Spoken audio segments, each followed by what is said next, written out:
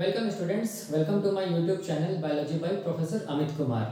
हम लोग क्या स्टडी कर रहे थे? हम लोग स्टडी कर रहे थे प्रोकैरियोटिक डीएनए रेप्लिकेशन। हम लोग डिटेल्ड स्टडी कर रहे थे, ठीक है। तो लास्ट लेक्चर में हम लोगों ने क्या स्टडी किया था? लास्ट लेक्चर में हम लोगों ने स्टडी किया था डिफरेंट टाइप्स ऑफ पॉलीमरेजेस या DNA polymerases found in prokaryotes. ये हम लोगों ने लास्ट लेक्चर में स्टडी किया था, ठीक है। तो आज हम लोग क्या स्टडी करेंगे? आज हम लोग स्टडी करेंगे जो टिपिकल डीएनए पॉलीमरेज होता है इन केस ऑफ प्रोकैरियोट्स, उसका क्या स्ट्रक्चर होता है, उसमें क्या क्या डोमेन्स मिलता है और उस डोमेन्स का क्या क्या फंक्शंस है, ये आज हम लोग डिटेल्ड स्टडी करेंगे। वही मैंने हेडिंग क्या लिखा है? वही मैंने हेडिंग लिखा है structure of DNA polymerase. Typical DNA polymerase का मतलब हम लोग स्टडी करते हैं स्ट्रक्चर ऑफ डीएनए पॉलीमरेज 3, क्योंकि ये डीएनए पॉलीमरेज 3 क्या होता है? हम लोग बोलेंगे मेन डीएनए रेप्लिकेटिव एंजाइम होता है। तो टिपिकल स्ट्रक्चर में हम लोग को क्या स्टडी करना है? स्ट्रक्चर ऑफ डीएनए पॉलीमरेज 3 के बारे में ये स्टडी करना है, जिसको हम लोग क्या बोलते हैं? The main DNA replicative enzyme. ये मैंने बताया था, ठीक है, कि क्यों इसको मेन डीएनए रेप्लिकेटिव एंजाइम बोलते हैं। तो अगर हम लोग स्ट्रक्चर का बात करेंगे, किसका? हम लोग बोलेंगे टिपिकल डीएनए पॉलीमरेज का, ठीक है। या हम लोग बोल सकते हैं जो मेन एंजाइम है डीएनए पॉलीमरेज से, हम लोग बोल सकते हैं मेन डीएनए रेप्लिकेटिव एंजाइम है। अगर उसका स्ट्रक्चर को अगर हम लोग रिवील करेंगे तो हम लोग बोलेंगे, देखो ध्यान से, क्या चीज मैंने यहाँ पर लिखा है कि जो डीएनए पॉलीमरेज होता है ना, वो हम लोग जानते हैं होलो एंजाइम होता है। डीएनए पॉलीमरेज का मतलब किसका बात कर रहे हैं? हम लोग बोलेंगे डीएनए पॉलीमरेज 3 के बारे में बात किया जा रहा है, ठीक है। वो होलो एंजाइम होता है जो कि मेनली रिस्पॉन्सिबल होता है नया डीएनए के सिंथेसिस के लिए, ठीक है। कब हम लोग बोलेंगे? ये ड्यूरिंग डीएनए रेप्लिकेशन। तो वैसे एंजाइम को हम लोग क्या बोलते हैं? DNA polymerase. मेन एंजाइम कौन है? हम लोग बोलेंगे डीएनए पॉलीमरेज 3 है मेन रेप्लिकेटिव एंजाइम, ये हम लोगों ने देखा है। अब अगर हम लोग बात करेंगे, अगर स्ट्रक्चर बात करेंगे एक टिपिकल डीएनए पॉलीमरेज का, तो वो कैसा दिखता है? तो देखो, अगर हम लोग बात करेंगे, अगर एक टिपिकल डीएनए पॉलीमरेज का स्ट्रक्चर का अगर हम लोग बात करेंगे तो वो कैसा दिखेगा? हम लोग बोलेंगे वो दिखेगा क्लोज्ड राइट हैंड के जैसा। मतलब देखो ये वाला, ये जो मेरा राइट हैंड है ना, इसको मैं ऐसे करके दिखा दूंगी, ये जो मेरा राइट हैंड है, तो ऐसे करके क्या दिखेगा? हम लोग बोलेंगे क्या क्या दिखेगा? हम लोग बोलेंगे स्ट्रक्चर दिखेगा किसका? डीएनए पॉलीमरेज 3 का, या हम लोग बोल सकते हैं टिपिकल डीएनए पॉलीमरेज का, ठीक है, जो कि रिजेंबल करता है किसके साथ? हम लोग बोलेंगे क्लोज्ड राइट हैंड से रिजेंबल करता है। और ये जो कि क्लोज राइट हैंड से रिजेंबल करता है कौन? टिपिकल डीएनए पॉलीमरेज का स्ट्रक्चर। और यही हम लोग बोलेंगे स्ट्रक्चर क्या करता है? हम लोग बोलेंगे डीएनए से डीएनए का सिंथेसिस करता है। वही मैंने यहाँ पर लिखा है, ठीक है। और याद रखना है, ये जो हम लोग बोलेंगे टिपिकल स्ट्रक्चर है डीएनए पॉलीमरेज का, उसके पास केवल एक क्या होगा? हम लोग बोलेंगे एक्टिव साइट होगा, जिसको हम लोग कैटालाइटिक साइट बोलते हैं या कैटालाइटिक सेंटर बोलते हैं। वही मैंने यहाँ पर लिखा है कि जो डीएनए पॉलीमरेज का जो स्ट्रक्चर होता है टिपिकल स्ट्रक्चर, वो पार्शियली क्लोज्ड राइट हैंड से रिजेंबल करता है, जिसके पास केवल सिंगल एक्टिव साइट होता है या कैटालाइटिक साइट होता है। और यही कैटालाइटिक साइट रिस्पॉन्सिबल होता है डीएनए से डीएनए का सिंथेसिस के लिए, ठीक है, मतलब डीएनए रेप्लिकेशन के लिए। वही मैंने यहाँ पे लिखा है। अब हम लोग जानते हैं कि देखो, ये जो स्ट्रक्चर होता है डीएनए पॉलीमरेज का, विच कंसिस्ट ऑफ 3 डोमेन्स या 3 पार्ट्स हम लोग बोल सकते हैं, ठीक है।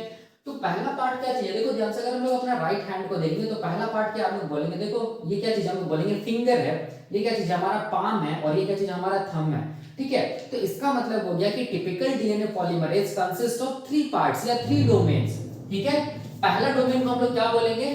पहला डोमेन को हम लोग क्या बोलेंगे? पाम डोमेन, ठीक है। देख लो ये वाला पहला डोमेन को हम लोग क्या बोलेंगे? पाम डोमेन, ये वाला पाम डोमेन। दूसरा जो डोमेन है उसको हम लोग क्या बोलेंगे? फिंगर डोमेन, ये फिंगर डोमेन, ठीक है। तीसरा जो डोमेन उसको हम लोग क्या बोलेंगे? Thumb domain. याद रखना है, ये जो पाम डोमेन होता है वो हाईली एक्टिव होता है, क्योंकि यहीं पर क्या होता है? हम लोग बोलेंगे क्या होता है? डीएनए से डीएनए का सिंथेसिस होता है। फिंगर डोमेन हम लोग बोलेंगे मॉडरेट एक्टिव होता है, और हम लोग बोलेंगे थंब डोमेन क्या होता है? सबसे लेस एक्टिव होता है, ठीक है। तो वही मैंने यहाँ पर स्ट्रक्चर ये बनाया है, ये structure of typical DNA polymerase का। तो इसमें क्या चीज है? देखो ध्यान से, ये वाला क्या चीज हम लोग बोलेंगे? क्या चीज है? ये क्या चीज है? फिंगर डोमेन है, ठीक है। ये वाला क्या चीज हमारा? हम लोग बोलेंगे ये पाम डोमेन है, ठीक है। और ये वाला क्या चीज हम लोग बोलेंगे? थंब डोमेन है। वही मैंने यहाँ पर लिखा है, वही मैंने यहाँ पर स्ट्रक्चर बनाया है। अब देखिए, समझिए क्या चीज है यहाँ पर। सबसे इंपॉर्टेंट क्या है? फिंगर डोमेन में याद रखना है, फिंगर डोमेन को हम लोग क्या बोलते हैं? ओ हेलिक्स भी बोलते हैं। ओ हेलिक्स क्या होता है? ये हम लोग जब फिंगर डोमेन पढ़ेंगे तब हम लोग जानेंगे। जब भी कभी भी फिंगर डोमेन पढ़िएगा डीएनए पॉलीमरेज का, तो वहां पर बार बार एक टर्म आएगा, O helix of finger domain. O helix finger domain. तो ये ओ हेलिक्स क्या होता है, ये फिंगर डोमेन का क्या फंक्शन होता है, ये हम लोग अभी स्टडी करेंगे। ठीक है, दूसरा क्या चीज हम लोग बोलेंगे, दूसरा क्या चीज है, देखो ध्यान से, ये वाला क्या चीज, ये क्या चीज हम लोग बोलेंगे पाम डोमेन है ना, ये वाला क्या चीज है जो ब्लैक कलर से दिख रहा है, क्या चीज है, पाम डोमेन है। ठीक है, जो पाम डोमेन है ना, इसमें हम लोग बोलेंगे क्या होता है, हम लोग बोलेंगे कैटालाइटिक सेंटर होता है, या इसको हम लोग क्या बोलेंगे, कैटालाइटिक सेंटर, या क्या बोलेंगे, एक्टिव साइट बोलेंगे। यहीं पर क्या होगा, हम लोग बोलेंगे डीएनए से डीएनए का सिंथेसिस होगा, मतलब यहीं पर क्या होगा, हम लोग बोलेंगे क्या होता है, जो डीएनटीपीज होता है और या न्यूक्लियोटाइड्स होता है, उसके बीच में क्या बनाया जाता है, हम लोग बोलेंगे फॉस्फोडाइस्टर बॉन्ड्स बनाया जाता है ड्यूरिंग डीएनए सिंथेसिस। यहीं पर सारा का सारा जो रिएक्शन है वो सब सारा का सारा यहीं होगा। ठीक है, तो ये जो पाम डोमेन होता है, ये पाम डोमेन में हम लोग बोलेंगे क्या क्या होता है, तो ये तो अभी हम लोग देखेंगे। अभी बस इतना जानिए कि इसमें क्या होता है, दो हम लोग बोलेंगे क्या चीज, डाइवैलेंट कैटायंस प्रेजेंट होता है, या दो डाइवैलेंट मेटल आयन प्रेजेंट होता है। एक को क्या बोलते हैं Mg2+, एक को क्या बोलते हैं Zn2+। और ये क्या करता है, हम लोग बोलेंगे डीएनए का सिंथेसिस में बहुत इंपॉर्टेंट रोल प्ले करता है। ये दोनों हम लोग बोलेंगे मेटल आयंस कैसे करते हैं, अभी हम लोग देखेंगे। ठीक है, और यहां से लेके ये जो पूरा पाम डोमेन जो है ना, क्योंकि पाम डोमेन ये क्या चीज हम लोग बोलेंगे, पाम डोमेन मतलब ये क्या चीज है, एंजाइम का ही तो पार्ट है इसका, मतलब ये क्या चीज का बना होगा, प्रोटीन्स का बना होगा। तो यहाँ पर प्रोटीन्स में जो क्या होता है, एमिनो एसिड्स होता है ना, उसका कुछ खास अरेंजमेंट होता है। ठीक है, वो अरेंजमेंट के आधार पे हम लोग बोलेंगे ये जो पाम डोमेन होता है ना, उसको हम लोग क्या बोलते हैं, हम लोग बोलेंगे बीटा शीट। क्या बोलते हैं, हम लोग बोलेंगे the palm domain is composed of beta sheet. तो बीटा शीट कुछ नहीं है, बीटा शीट जब भी कभी टर्म आएगा तो याद रखना है, बीटा शीट क्या बताता है, उस प्रोटीन में जो एमिनो एसिड्स का जो कुछ खास अरेंजमेंट होता है उसको बताता है। ठीक है, तो ये हम लोग देखेंगे वन बाय वन, हम लोग डिटेल स्टडी करेंगे, तो हम लोग देखेंगे तो पता चल जाएगा कि बीटा शीट क्या होता है। ठीक है, उसके बाद जो तीसरा जो स्ट्रक्चर देख रहे हो, ये क्या चीज हम लोग बोलेंगे थंब डोमेन। ये थंब डोमेन क्या होता है, इसका क्या फंक्शन है, ये सब सारा का सारा अभी हम लोग डिटेल स्टडी करेंगे। ठीक है, तो सबसे पहले हम लोग क्या चीज के बारे में स्टडी करेंगे, पाम डोमेन के बारे में स्टडी करेंगे। क्यों, क्योंकि पाम डोमेन क्या होता है, हाईली एक्टिव होता है, और यही पाम डोमेन में क्या होता है, हम लोग बोलेंगे डीएनए से डीएनए का सिंथेसिस होता है। इसी पाम डोमेन में हम लोग बोलेंगे एक न्यूक्लियोटाइड दूसरे न्यूक्लियोटाइड से, दूसरा न्यूक्लियोटाइड तीसरे न्यूक्लियोटाइड से किसके थ्रू जुड़ता है, हम लोग बोलेंगे फॉस्फोडाइस्टर बॉन्ड्स के थ्रू जुड़ता चला जाता है। और इसमें कौन हेल्प करता है, हम लोग बोलेंगे कौन हेल्प करता है, हम लोग बोलेंगे ये जो डाइवेलेंट कैटायंस है ना, वो बहुत इंपॉर्टेंट रोल प्ले करता है। कैसे करता है ये अभी हम लोग देखेंगे। ठीक है, तो सबसे पहले हम लोग क्या स्टडी करेंगे, हम लोग बोलेंगे पाम डोमेन ऑफ क्या चीज, डीएनए पॉलीमरेज। वही मैंने यहाँ पर लिखा है, देखो पाम डोमेन। तो पाम डोमेन में क्या क्या इंपॉर्टेंट है, क्या क्या इंपॉर्टेंट है, क्या क्या आपको मतलब दिमाग में रखना है। ठीक है, तो उसको ही मैंने यहाँ पर लिखा है। सबसे पहला चीज क्या चीज इंपॉर्टेंट है कि हम लोग बोलेंगे जो पाम डोमेन होता है ना, ये वाला जो डोमेन होता है, इसको मैं ऐसे करके यहाँ पर दिखा रहा हूँ, देखो ऐसे करके दिखा रहा हूँ। ठीक है, केवल पाम डोमेन को दिखा रहा हूँ। ये वाला क्या चीज हम लोग बोलेंगे, ये पाम डोमेन है। ठीक है, ये वाला। और इस तरफ क्या होगा, हम लोग बोलेंगे, चलो बना दो, उस तरफ थंब होगा, और यहाँ पर क्या होगा, हम लोग बोलेंगे फिंगर होगा, ऐसे करके स्ट्रक्चर होगा। तो यहाँ से लेके देखो, यहाँ से लेके यहाँ तक, यहाँ से लेके यहाँ तक, इसको हम लोग क्या बोलेंगे, इसको हम लोग बोलेंगे क्या चीज, हम लोग बोलेंगे पाम डोमेन बोलेंगे। ठीक है, और ये पाम डोमेन में क्या चीज प्रेजेंट है, देखो ध्यान से, क्या चीज है, एक्टिव साइट है, जिसको हम लोग कैटालाइटिक सेंटर बोलेंगे। तो यहाँ से लेके यहाँ तक ये प्रोटीन ही तो है ना, इसका मतलब यहाँ पर क्या होगा, हम लोग बोलेंगे एमिनो एसिड्स होगा ना, क्योंकि प्रोटीन्स ही तो है। प्रोटीन्स किसका बनता है, एमिनो एसिड्स का। ठीक है, तो यहाँ पर पाम डोमेन में हम लोग बोलेंगे एमिनो एसिड्स का कुछ खास अरेंजमेंट होता है। ठीक है, जिसको हम लोग क्या बोलते हैं, जिसको हम लोग बीटा शीट बोलते हैं, या बीटा प्लीटेड शीट बोलते हैं। ठीक है, तो बीटा शीट जब भी कभी टर्म आएगा, या बीटा प्लीटेड शीट जब भी कभी टर्म आएगा, तो याद रखना वो बताएगा क्या चीज, हम लोग बोलेंगे एमिनो एसिड्स का कुछ खास अरेंजमेंट के बारे में। ठीक है, तो चलो यहाँ पर देखते हैं बीटा शीट किसको बोलते हैं। तो ये क्या चीज है, प्रोटीन सी तो है, देखो ध्यान से, प्रोटीन सी है ना, पाम डोमेन में भी क्या चीज है, एमिनो एसिड्स है। तो याद रखना बीटा शीट या बीटा प्लीटेड शीट हम लोग कब बोलेंगे, देखो ध्यान से, कब बोलेंगे, देखो कैसे करके। हम लोग ये जानते हैं कि कोई भी प्रोटीन्स को अगर हम लोग देखेंगे, तो कोई भी प्रोटीन्स हम लोग बोलेंगे क्या चीज का बनता है, हम लोग बोलेंगे एमिनो एसिड्स का बनता है, ऐसे करके। ठीक है, ये क्या चीज हम लोग बोलेंगे, क्या चीज, एमिनो एसिड्स का मान लो चेन है। ठीक है, ऐसे करके। ठीक है, ये एमिनो एसिड्स का चेन है। एक तरफ क्या होगा, एन टर्मिनल होगा, एक तरफ क्या होगा, सी टर्मिनल होगा। ये सब क्या, ये एमिनो एसिड है, amino acid, amino acid, amino acid. और ये एक एमिनो एसिड दूसरे एमिनो एसिड से किसके थ्रू जुड़ता है, हम लोग बोलेंगे किसके थ्रू जुड़ता है, पेप्टाइड बॉन्ड्स के थ्रू जुड़ता है। ये पेप्टाइड बॉन्ड है, ये भी पेप्टाइड बॉन्ड, ये भी है, ये सारा पेप्टाइड बॉन्ड्स है। ठीक है, तो और एक तरफ क्या होगा, एमिनो एसिड्स का हमेशा एमिनो ग्रुप फ्री होगा। ठीक है, ये जिसको हम लोग क्या बोलते हैं, NH2 ग्रुप हमेशा फ्री होगा, जिसको हम लोग क्या बोलेंगे, एन टर्मिनल। और दूसरा तरफ हमेशा हम लोग बोलेंगे कौन सा ग्रुप फ्री होगा, COOH ग्रुप फ्री होगा, जिसको हम लोग क्या बोलेंगे, C टर्मिनल। ठीक है, कोई भी प्रोटीन्स का हम लोग बोलेंगे अगर स्ट्रक्चर देखेंगे तो वो एमिनो एसिड्स का बनता है, और एमिनो एसिड्स हम लोग बोलेंगे एक दूसरे के साथ पेप्टाइड लिंकेज के थ्रू जुड़ता है, और हम लोग बोलेंगे उस एमिनो एसिड्स में या प्रोटीन्स में हम लोग बोलेंगे दो टर्मिनल होता है, एक को बोलेंगे N टर्मिनल और एक को क्या बोलेंगे, C टर्मिनल। ठीक है, तो ये क्या चीज हम लोग बोलेंगे कि एमिनो एसिड्स का चेन है। ठीक है, अब यहाँ पर देखो ध्यान से, अगर मान लो यहाँ पर दूसरा एमिनो एसिड का चेन आ जाए ऐसे करके, ठीक है, ये क्या चीज, दूसरा एमिनो एसिड का चेन है, देखो ध्यान से, ये क्या चीज हम लोग बोलेंगे, दूसरा एमिनो एसिड का चेन है। लेकिन यहाँ पर देखो टर्मिनल, देखो यहाँ पर सी, यहाँ पर मान लो N टर्मिनल है, यहाँ पर क्या चीज है, C टर्मिनल है। ठीक है, ये amino acid amino acid amino acid amino acid amino acid, ये सब सारा एमिनो एसिड्स है।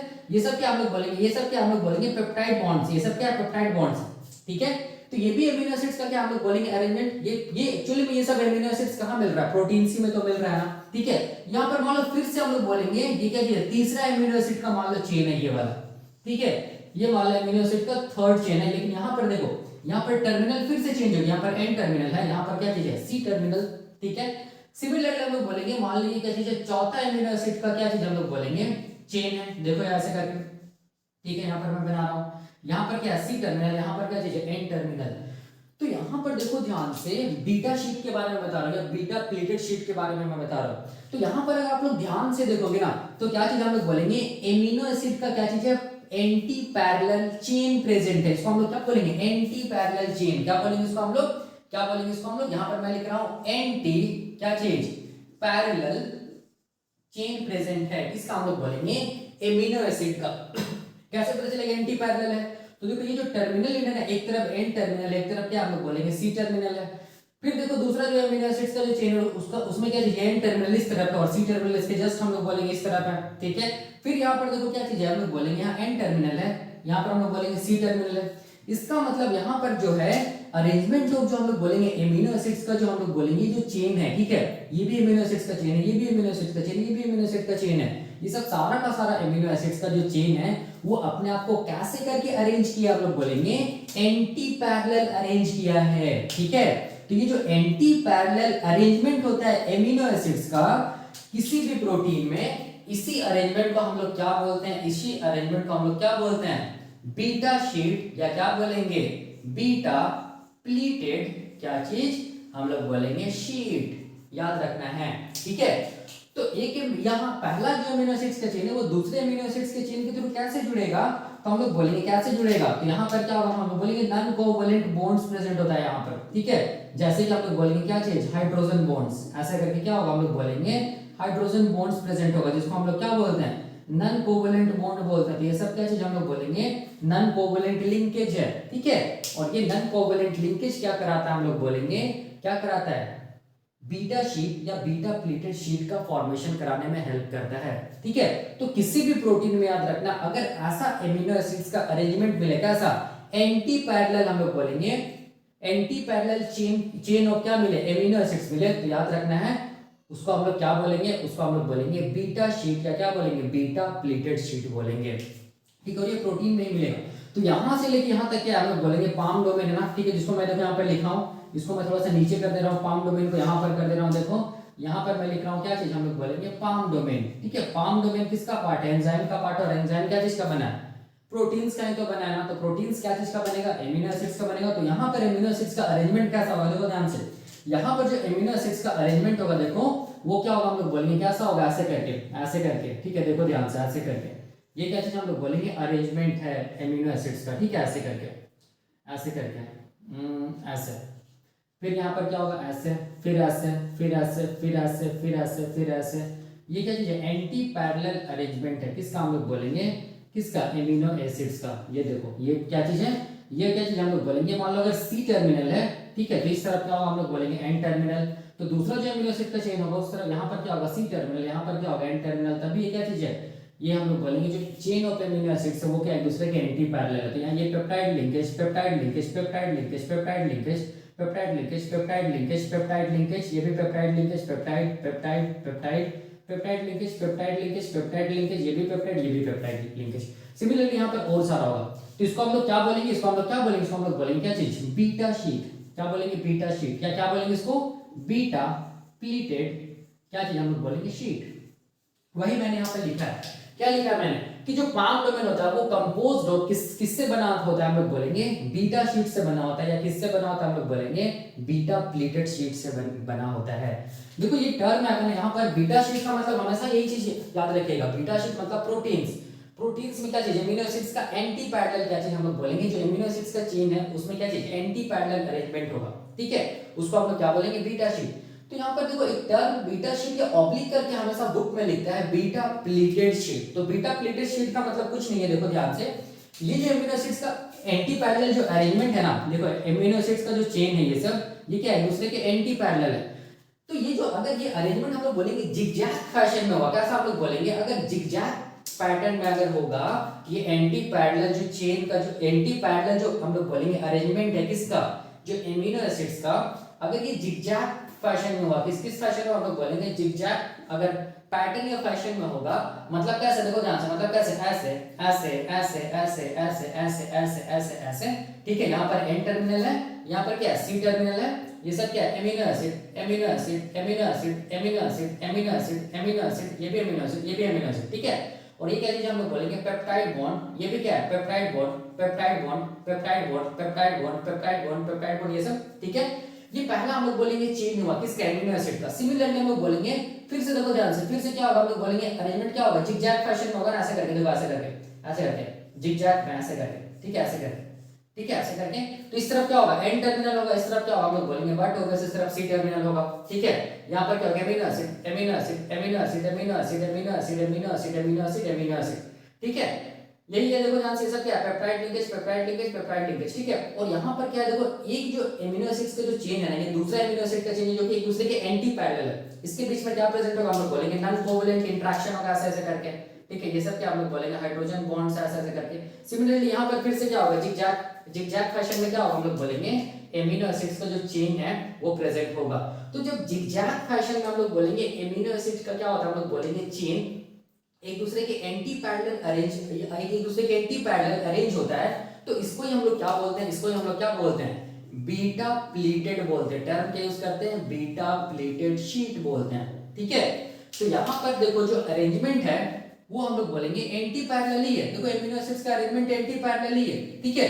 लेकिन यहाँ पर क्या चीज होगी, हम लोग बोलेंगे बस अरेंजमेंट क्या होगा, हम लोग बोलेंगे जिगजैग पैटर्न में हो गया, ठीक है। किसका, हम लोग बोलेंगे एमिनो एसिड्स का, ठीक है। इसी को हम लोग क्या बोलते हैं, बीटा प्लेटेड शीट, या हम लोग बोल सकते हैं क्या चीज, क्या बोल सकते हैं इसको, बीटा शीट। तो यहाँ पर जो अरेंजमेंट है एमिनो एसिड्स का वो देख सकते हैं आप लोग, ये जिगजैग फैशन में रहेगा, ऐसे ऐसे करके, ठीक है, ऐसे करके पहला जो एमिनो एसिड्स का चेन हो गया, दूसरा फिर जिगजैग में रहेगा, दूसरा एमिनो एसिड का चेन, फिर तीसरा क्या रहेगा जिगजैग पैटर्न में रहेगा, तीसरा एमिनो एसिड्स का चेन। लेकिन सारा का सारा जो टर्मिनल एंड होगा वो एक दूसरे के ऑपोजिट होगा। जैसे यहाँ पर एन टर्मिनल में खत्म होगा तो अगला क्या होगा सी टर्मिनल, फिर क्या होगा एन टर्मिनल, फिर क्या होगा सी टर्मिनल। और सारा का सारा जो एमिनो एसिड्स का चेन है उसके बीच में क्या होगा, हम लोग बोलेंगे कोवैलेंट बॉन्ड, ये सॉरी नॉन कोवैलेंट बॉन्ड, जैसे हाइड्रोजन बॉन्ड्स प्रेजेंट होगा। तो ऐसे अरेंजमेंट ऑफ एमिनो एसिड्स जो है उसको हम लोग क्या बोलेंगे, उस किसी भी प्रोटीन में उसको हम लोग क्या बोलेंगे, बीटा शीट या beta pleated sheet. Beta pleated का मतलब हो गया जिगजैग फैशन में, या हम लोग बोलेंगे पैटर्न में एमिनो एसिड्स का क्या चीज अरेंजमेंट होना, ठीक है। तो इसका मतलब ये समझ में आता है ये पाम डोमेन प्रोटीन्स का बना, और ये प्रोटीन्स में जो एमिनो एसिड्स है वो किस पैटर्न में अरेंज हम लोग बोलेंगे जिगजैग पैटर्न में अरेंज है, ठीक है। और हम लोग बोलेंगे ये जो चेन ऑफ एमिनो एसिड है, पहला एमिनो एसिड का चेन, दूसरा एमिनो एसिड का चेन, तीसरा एमिनो एसिड का चेन, चौथा एमिनो एसिड का चेन, वो सारा का सारा क्या हम लोग बोलेंगे एंटी पैरेलल है, ठीक है। इस चीज को याद रखना। और पहला एमिनो एसिड्स का चेन और दूसरा एमिनो एसिड्स का चेन के बीच में क्या है, नॉन कोवैलेंट बॉन्ड प्रेजेंट है, जैसे हाइड्रोजन बॉन्ड्स और भी कुछ होगा, ठीक है ना। ये सब आपको दिमाग में रखना है। और इसी को हम लोग क्या बोलते हैं, पाम डोमेन। वही मैंने यहाँ पर पहला लाइन लिखा है कि palm domain of DNA polymerase consist of या made up of beta sheet और बीटा प्लेटेड शीट। तो आई थिंक आपका क्लियर हो गया कि बीटा शीट और बीटा प्लेटेड शीट किसको बोलते हैं, ठीक है। तो स्टेटमेंट में अगर पूछेगा कि मतलब बीटा शीट से हम लोग बोलेंगे कौन सा डोमेन का फॉर्मेशन होता है, किसका हम लोग बोलेंगे डीएनए पॉलीमरेज का। तो क्या आंसर होगा, हम लोग बोलेंगे पाम डोमेन का फॉर्मेशन होता है, ठीक है। तो वही मैंने यहाँ पर पहला पॉइंट लिखा है। अब देखो दूसरा पॉइंट मैंने यहाँ पर क्या लिखा है, देखो मैंने ये लिखा है it has a catalytic centre. याद रखना मैंने लिखा it has a catalytic centre which consists of two divalent cations such as Mg2+ and Zn2+। अब देखो यहां से लेके यहां तक पाम डोमेन है ना, तो ये वाला एरिया जो देख रहे हो, ये वाला एरिया, इसको हम लोग क्या बोलते हैं, इसको हम लोग बोलते हैं एक्टिव साइट या कैटालाइटिक सेंटर बोलते हैं। इसको हम लोग क्या बोलते हैं, इसको हम लोग बोलते हैं क्या चीज, एक्टिव साइट। कोई भी एंजाइम रहेगा देखो, उस एंजाइम में हमेशा एक्टिव साइट होगा, लेकिन हम लोग बोलेंगे डीएनए पॉलीमरेज जो स्ट्रक्चर होता है उसमें एक्टिव साइट को हम लोग खास नाम से जानते हैं, उसको हम लोग क्या बोलते हैं, इसको हम लोग बोलते हैं कैटालाइटिक, कैटालाइटिक क्या चीज, सेंटर बोलते हैं। ठीक है, क्या बोलते हैं, catalytic, catalytic centre, catalytic centre बोलते हैं। और ये जो एक्टिव साइट है कैटालाइटिक सेंटर जो होता है किसमें हम लोग बोलेंगे, डीएनए पॉलीमरेज के पाम डोमेन में वो केवल एक ही है, देखो एक ही कैटालाइटिक सेंटर प्रेजेंट है। लेकिन इसमें क्या चीज हम लोग बोलेंगे, इसमें दो इंपॉर्टेंट मेटल आयन प्रेजेंट है, एक को क्या बोलते हैं Mg2+, दूसरा को क्या बोलते हैं Zn2+। याद रखना मेटल आयन कैसा आयन है, ये केटायंस है। क्यों, क्योंकि हम लोग बोलेंगे यहाँ पर कैसा आयन प्रेजेंट, हम लोग बोलेंगे Mg2+। ठीक है, प्लस इसका मतलब ये केटायंस प्रेजेंट है, ठीक है, ना कि एनायंस। ठीक है, तो ये हम लोग बोलेंगे, यही मैंने दूसरा पॉइंट यहाँ पर लिखा है किसके बारे में, पाम डोमेन के बारे में ऑफ क्या चीज, टिपिकल डीएनए पॉलीमरेज। ठीक है, तीसरा मैंने यहाँ पर क्या लिखा, it consist of 2 aspartic acid which is highly negatively charged amino acid। अब देखो इसका क्या मतलब है, यहाँ पर मैंने ये लिखा है कि ये जो पाम डोमेन है, देखो ध्यान से, ये जो पाम डोमेन है ना, ये पाम डोमेन का जो कैटालाइटिक सेंटर है, देखो ध्यान से, ये क्या चीज हम लोग बोलेंगे, क्या चीज है, कैटालाइटिक सेंटर है, ये वाला क्या चीज हम लोग बोलेंगे, कैटालाइटिक सेंटर है ना ये वाला। ठीक है, यहाँ भी क्या होगा, देखो ध्यान से, ये भी तो क्या चीज, ये तो किसका बना हुआ, हम लोग बोलेंगे एमिनो एसिड्स बीटा शीट का बना हुआ, तो यहाँ भी क्या होगा, एमिनो एसिड्स होगा ऐसे करके, ये क्या चीज होगा, एमिनो एसिड्स होगा, ये भी एमिनो एसिड, ये भी एमिनो एसिड, ये भी ऐसे करके, इस तरफ क्या होगा, सी टर्मिनल होगा, यहाँ पर क्या होगा, एन टर्मिनल होगा। देखो ध्यान से, सेम है, ये पेप्टाइड लिंकेज है, पेप्टाइड लिंकेज, पेप्टाइड लिंकेज, ये सब। ठीक है, क्योंकि बीटा शीट का बना हुआ है, तो इसमें से हम लोग बोलेंगे क्या होता है, it consist of 2 aspartic acid। इसमें से हम लोग बोलेंगे 2 aspartic acid वैसा होगा ना जो कि नेगेटिवली चार्ज होगा। मान लो ये क्या चीज है, ये पहला aspartic acid है, ठीक है, जिसको aspartate भी बोलते हैं। ये मान लो दूसरा aspartic acid है, ठीक है, ये वाला से, ठीक है, ये क्या चीज हम लोग बोलेंगे, नेगेटिवली चार्ज होगा। क्यों नेगेटिवली चार्ज होगा, क्योंकि ये दोनों जो aspartic acid जो एमिनो एसिड है, वो कैसा एमिनो एसिड होता है, हम लोग बोलेंगे नेगेटिवली चार्ज्ड एमिनो एसिड होता है। और ये भी इंपॉर्टेंट रोल प्ले करता है, अभी मैं बताऊंगा। ठीक है, ये सब जितना भी आयंस है, ये जो negatively charged aspartic acid amino acids, ये सब सारा का सारा इंपॉर्टेंट रोल प्ले करता है डीएनए के सिंथेसिस में, मतलब फॉस्फोडाइस्टर बॉन्ड्स को बनाने के लिए। कैसे करता है, सारा का सारा जो रिएक्शन होता है ना, वो कहाँ होगा, हम लोग बोलेंगे इस कैटालाइटिक सेंटर में ही तो होगा, क्योंकि एंजाइम है, और एंजाइम के पास क्या होता है, एक्टिव साइट है, कैटालाइटिक सेंटर होता है, जहां पर क्या होता है, सारा का सारा रिएक्शन होता है, और क्या बनता है, हम लोग बोलेंगे प्रोडक्ट बनता है। मतलब यहाँ पर क्या बनेगा, फॉस्फोडाइस्टर बॉन्ड्स बनेगा, किसके किसके बीच में, हम लोग बोलेंगे न्यूक्लियोटाइड्स के बीच में। क्योंकि डीएनए में कैसा न्यूक्लियोटाइड्स प्रेजेंट होता है, डीऑक्सीराइबोन्यूक्लियोटाइड्स प्रेजेंट होता है, वो अभी हम लोग देखेंगे। ठीक है, तो ये तीसरा हम लोग बोलेंगे, ये जो पॉइंट है वो भी क्लियर हो गया। अब मैंने यहाँ पर ये लिखा है, सारा का सारा जो लिखा हुआ वो जो डी पार्टसन का जो मॉलिक्यूलर बायो का बुक है, उससे ही मैंने यहाँ पर लिखा है। अब जो अगला पॉइंट देखो क्या चीज है, अगला पॉइंट यहाँ पर aspartic acid stabilizes the positively charged metal ion, that is हम लोग बोलेंगे Mg2+ and Zn2+। इसका मतलब हो गया, ये जो पॉजिटिवली चार्ज जो मेटल आयन है ना, ठीक है, इसके ऊपर याद रखना ये चार्जेस प्रेजेंट है। ठीक है, ये चार्जेस है, इसका मतलब इस चार्ज है, इसका मतलब ये क्या चीज हम लोग बोलेंगे, अनस्टेबल है। ठीक है, तो इसको हम लोग बोलेंगे स्टेबिलिटी प्रोवाइड करता है कौन, हम लोग बोलेंगे नेगेटिवली चार्ज क्या चीज, एस्पार्टिक एसिड। ठीक है, कैसे करता है वो भी हम लोग देखेंगे। ठीक है, इसको कौन ये करता है, हम लोग बोलेंगे स्टेबलाइज करता है, हम लोग बोलेंगे aspartate negatively charged aspartic acid stabilises the क्या चीज, हम लोग बोलेंगे positively charged metal ions, that is Mg2+ and हम लोग बोलेंगे क्या चीज, Zn2+। ठीक है, और ये स्टेबलाइजेशन क्यों जरूरी है, क्यों ऐसा करता है, हम लोग बोलेंगे क्यों एस्पार्टिक एसिड ये दोनों मेटल आयंस का, कैटायंस का चार्ज को क्या करता है, स्टेबलाइज करता है। इसीलिए स्टेबलाइज करता है क्योंकि stabilization of charges is necessary for the proper activity of क्या चीज, डीएनए पॉलीमरेज। मतलब डीएनए पॉलीमरेज अच्छे से फॉस्फोडाइस्टर बॉन्ड्स को बना सके, इसीलिए हम लोग बोलेंगे ये जो एस्पार्टिक एसिड होता है, नेगेटिवली चार्ज एस्पार्टिक एसिड, जो कि कैटालाइटिक डोमेन ऑफ डीएनए पोल या पाम डोमेन में मिलता है, वो क्या करता है, ये दोनों मेटल आयन का चार्जेस को क्या करता है, स्टेबलाइज करता है, because the stabilization of charges is necessary for the, हम लोग बोलेंगे प्रॉपर एक्टिविटी ऑफ क्या चीज, डीएनए पॉलीमरेज। ठीक है, अभी सारा का सारा क्लियर हो जाएगा। अभी मैं डायग्राम से समझा दूंगा इसके बारे में, कैसे करके ये क्या बोलते हैं, ये फॉस्फोडाइस्टर बॉन्ड्स का फॉर्मेशन करना, कैसे करके नया डीएनए का फॉर्मेशन हो रहा है, हम लोग बोलेंगे ये कैटालाइटिक सेंटर में।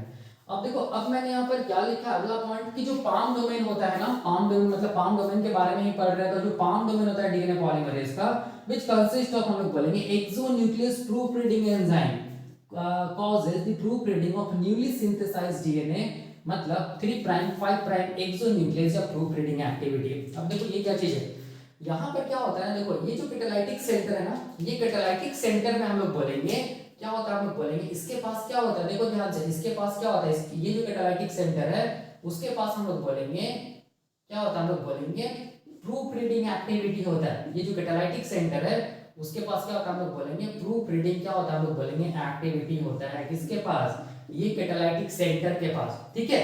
तो ये जो प्रूफ रीडिंग एक्टिविटी का मतलब हो गया कि अगर ये जब डीएनए को बना रहा होता है तो मान लो ये क्या कर दिया, गलती से मिस्टेक कर दिया, मान लो, ठीक है, मान लो ये कुछ गलत न्यूक्लियोटाइड को क्या कर दिया, हम लोग बोलेंगे ऐड कर दिया या हम लोग बोलेंगे जोड़ दिया, तो उस टाइम पे हम लोग बोलेंगे ये जो डीएनए पॉलीमरेज का जो कैटालाइटिक डोमेन है उसके पास हम लोग बोलेंगे क्या क्या सा एक्टिविटी होता है, प्रूफ रीडिंग एक्टिविटी होता है। इसका मतलब ये जो डोमेन है वो क्या चीज का काम करता है, हम लोग बोलेंगे एक्सोन्यूक्लियस एंजाइम का काम करता है। कैसा exonuclease, 3 prime 5 prime exonuclease enzyme का काम करता है।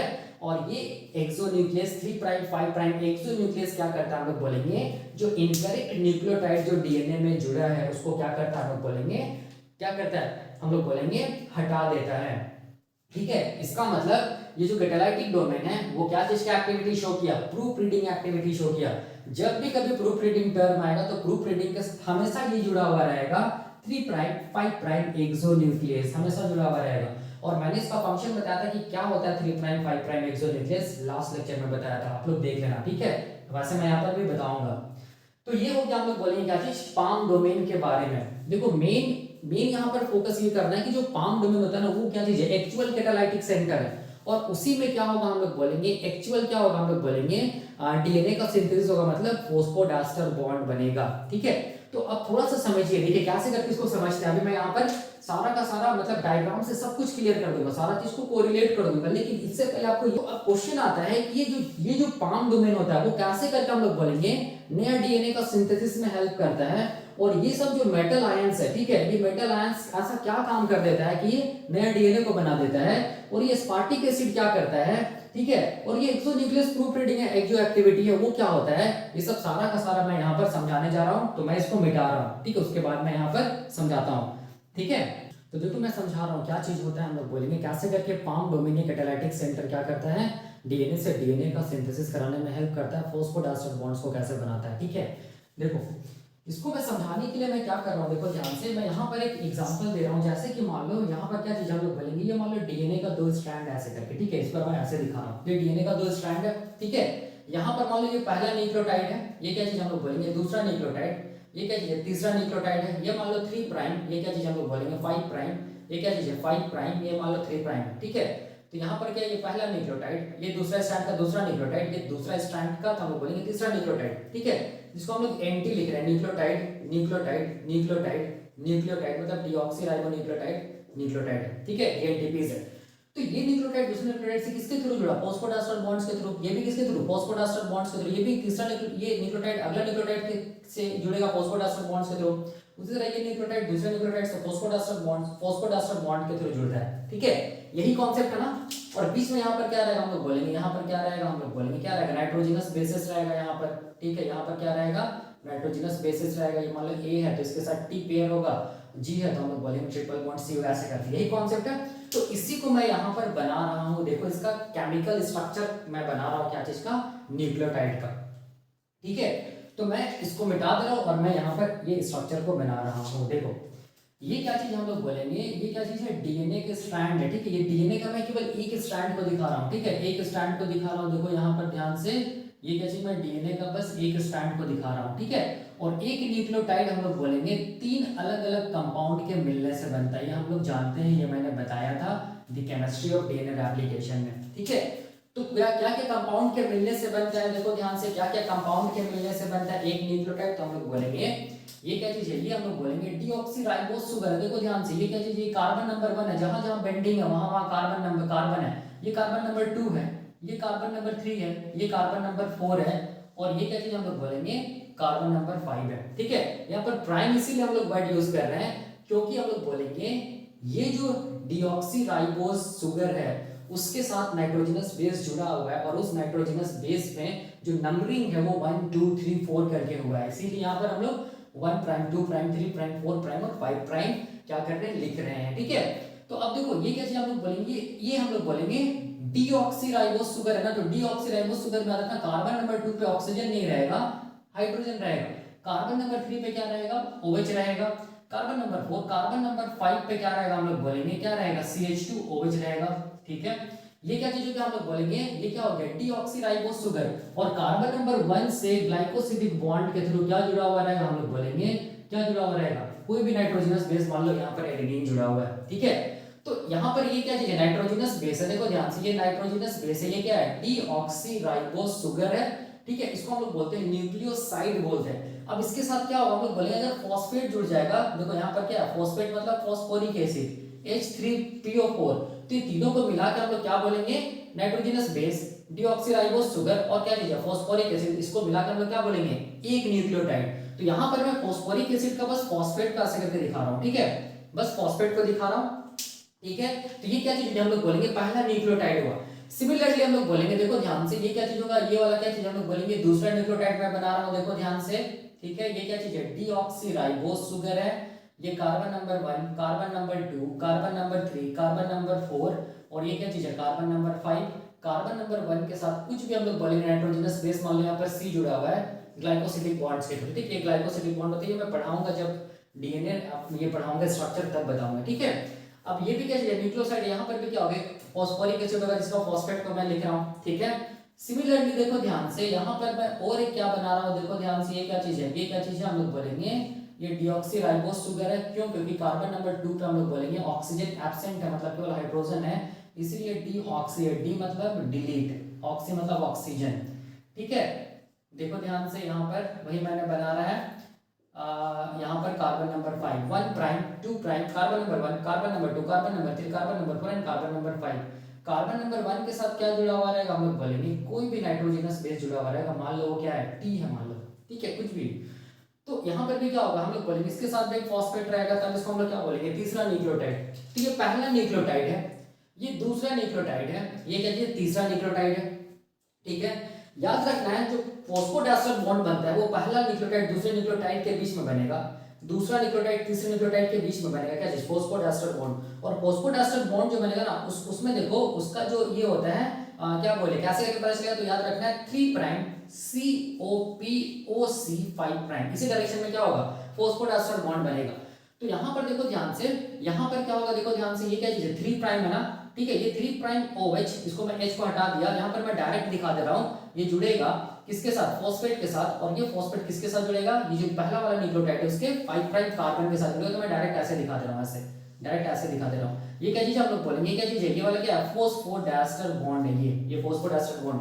सिमिलरली देखो, ये जो न्यूक्लियोटाइड का 3 प्राइम OH है, देखो यहाँ पर, ठीक है, ये हम लोग बोलेंगे फॉस्फेट के साथ जुड़ेगा, और ये जो हम लोग बोलेंगे न्यूक्लियोटाइड है उसका देखो पांचवा, ये न्यूक्लियोटाइड का जो डीऑक्सीराइबोज शुगर उसका पांचवा कार्बन हम लोग बोलेंगे इस फॉस्फेट के साथ जुड़ेगा, तो इसको हम लोग क्या बोलेंगे, फॉस्फोडाइस्टर बॉन्ड बोलेंगे। कैसे, 3 prime COP 3 prime COPOC 5 prime आ रहा है, ये अभी पता चलेगा।